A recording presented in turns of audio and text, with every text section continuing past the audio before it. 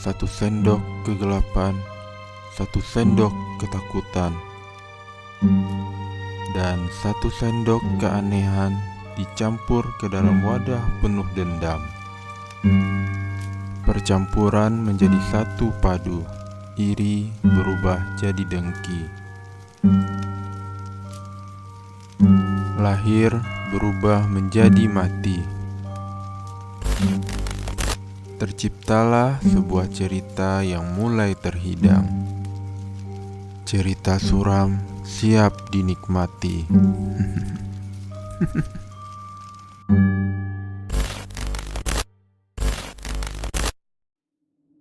Selamat datang kembali di Cerita Glomi, tempat semua ketakutan dan kehampaan berkumpul. Hai, bagaimana kabar kalian hari ini? Apa dunia sudah berpihak padamu? Atau kalian dipenuhi dengan kesialan-kesialan yang membuat kalian muak? Semua hari buruk itu hanyalah makanan busuk yang bisa saja kalian buang. Tenang saja, semua mimpimu akan terwujud. Tanpa berlama-lama lagi, cerita Glomi akan dimulai. Cerita pertama seperti biasa akan dibacakan olehku. Cerita pertama dengan judul Pindah Rumah. Cerita dari Astrid. Waktu itu saya baru saja pindah rumah ke daerah Bogor bersama orang tua dan kakak saya. Rumah tersebut bukan rumah yang besar dan termasuk rumah yang tua. Letaknya agak terpelosok. Masih terlihat hutan di sekitar belakang rumah. Banyak sekali ornamen kayu di dalam rumah.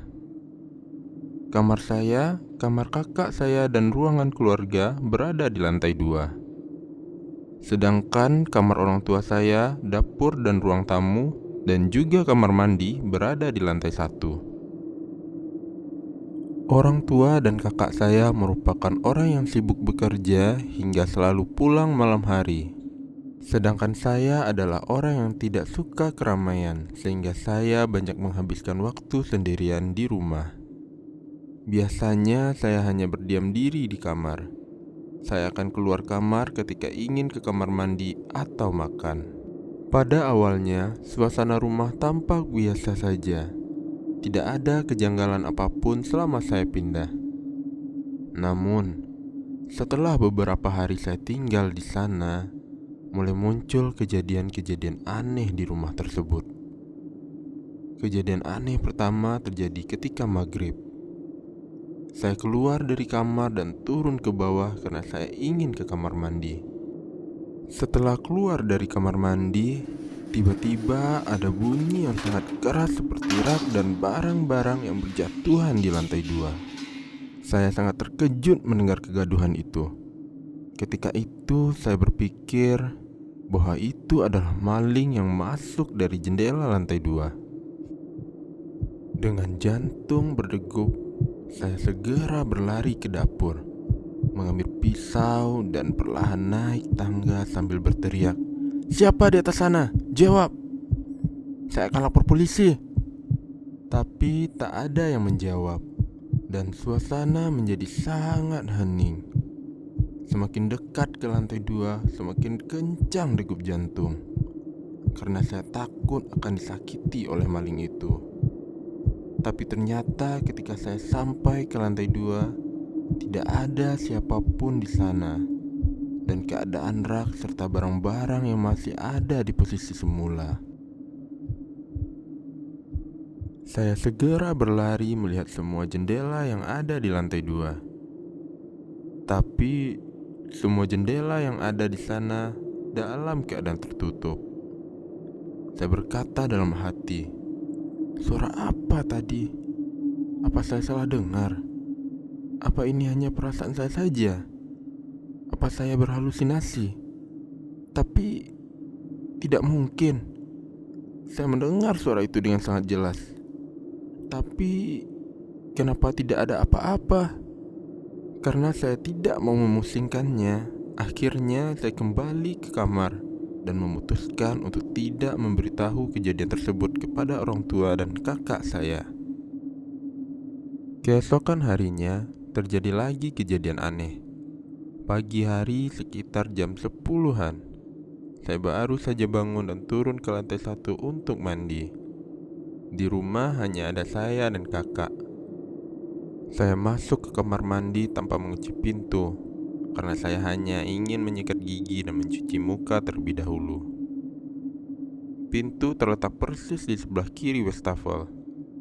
Ketika saya menyikat gigi, saya melihat kunci pintu kamar mandi memutar dan mengunci sendiri.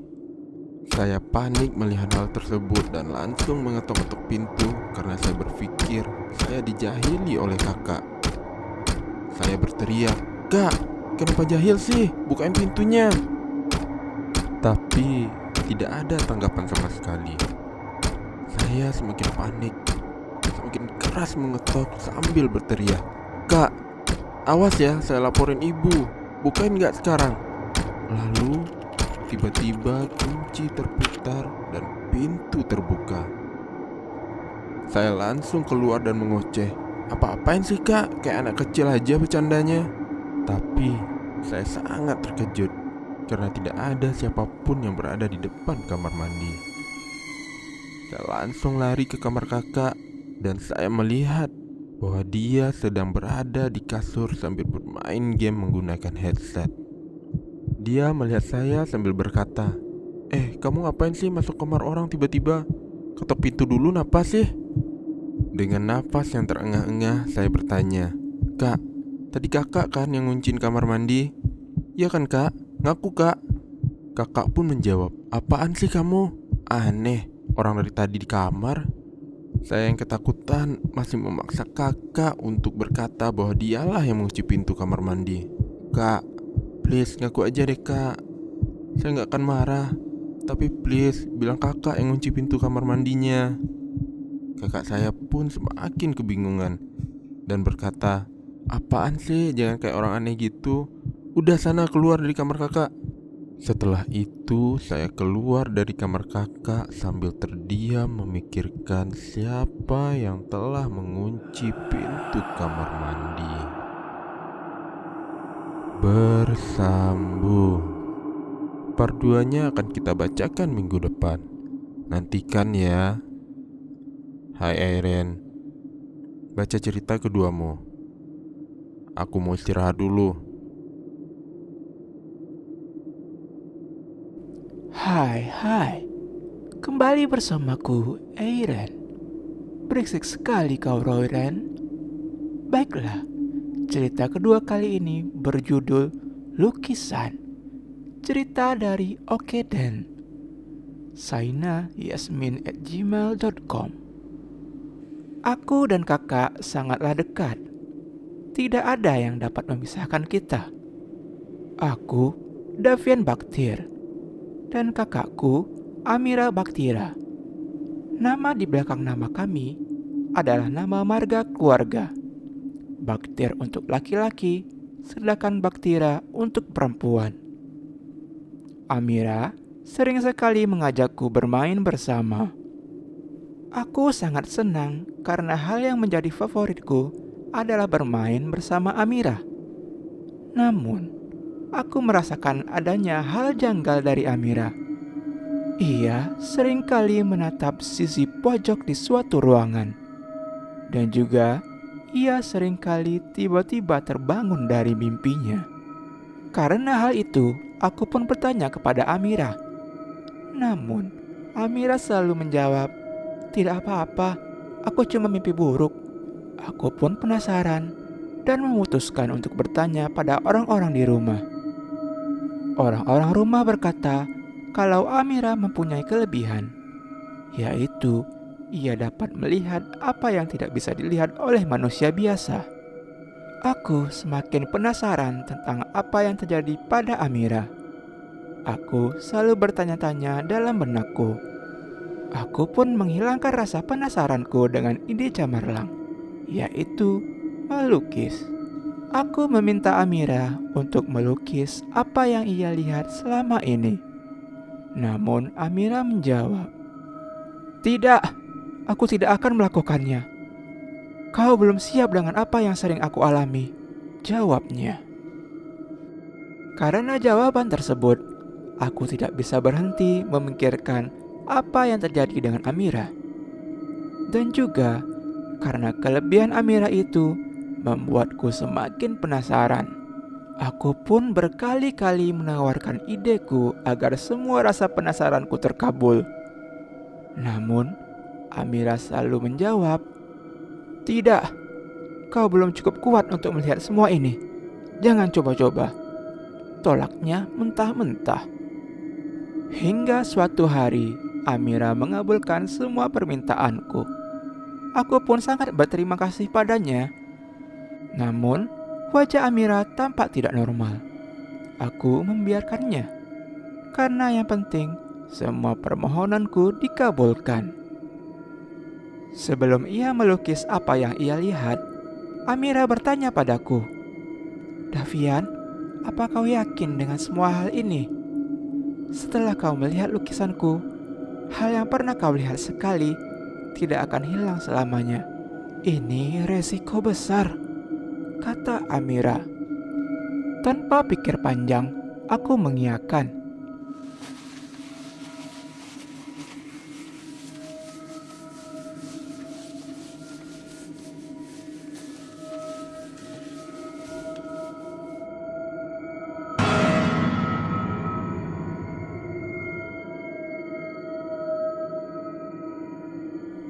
Namun, jawabanku membuatku pun menyesal.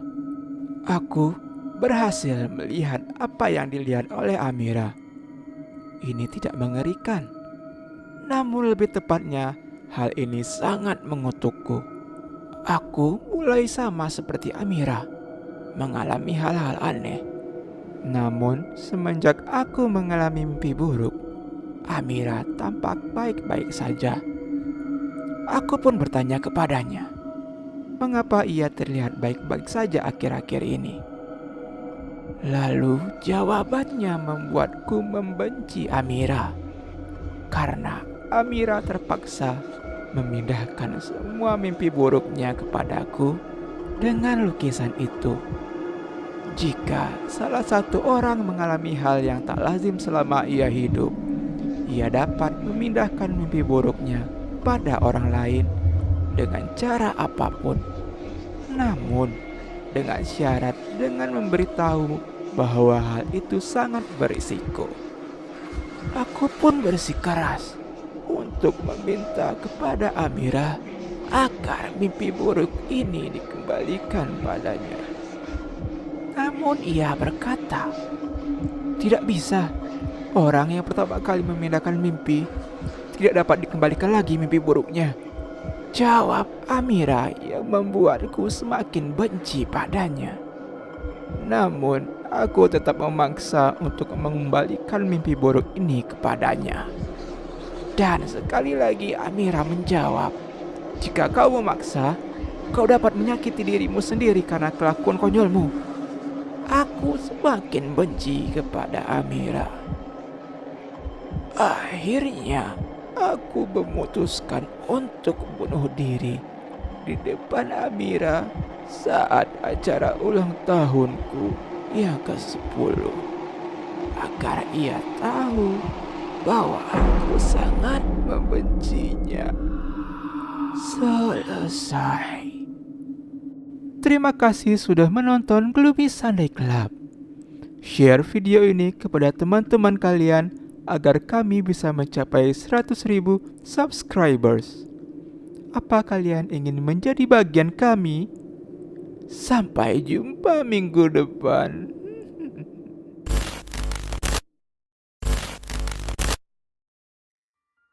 Kalian ingin ceritanya dibacakan olehku? Kirim cerita horor kalian ke email ceritaglomi@gmail.com. Cerita kalian boleh berupa cerita hantu, cerita horor fiksi, dan riddle. Tunggu cerita Glomi menghantuimu.